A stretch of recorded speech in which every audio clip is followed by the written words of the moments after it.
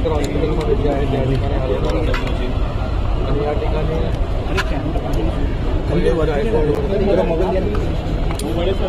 6 तास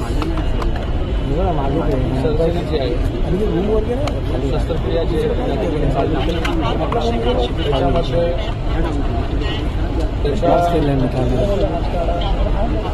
वरतीचा फायर झालेला बुलेट त्यांची ओळख पुढे करताना सांगा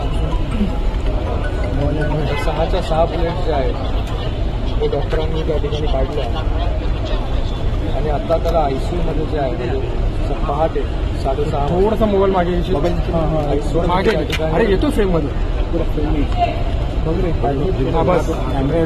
पूर्ण ऑब्झर्वेशन झाली आहे आणि त्याची परिस्थिती जी आहे पूर्ण आताही त्या ठिकाणी गंभीर आहे. डॉक्टरांचं ऑब्झर्वेशन त्याच्यावरती चालू आहे, त्याच्यावरती उपचार चालू आहे. राहुल पाटील देखील त्याच्यावरती देखील 2 बुलेट फायर झाल्या त्याच्यावर देखील शस्त्रक्रिया झालेली आहे. त्याच्याही बुलेट जे आहेत ते काढण्यात आलेले त्या ठिकाणी आहे. तर या स्थितीमध्ये खूप राजकीय टीकामंत्री महोदयांनी या ठिकाणी येऊन त्या ठिकाणी दोघांची त्या ठिकाणी चौकशी त्या ठिकाणी केली, डॉक्टरांबरोबर त्या ठिकाणी चर्चा केली. तसं त्या ठिकाणी दोघंही सुखरूप आहेत. त्याच्यासाठी जे काय करता येईल त्या सगळ्या गोष्टी ज्या आहेत त्या डॉक्टरांची देखील चर्चा झाली.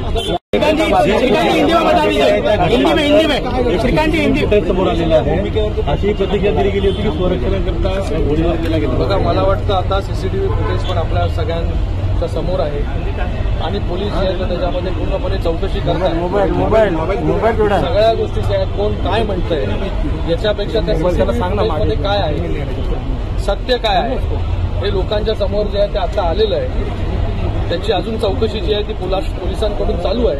तुझा मोबाईल थोडं मागे लवकरात लवकर जे आहे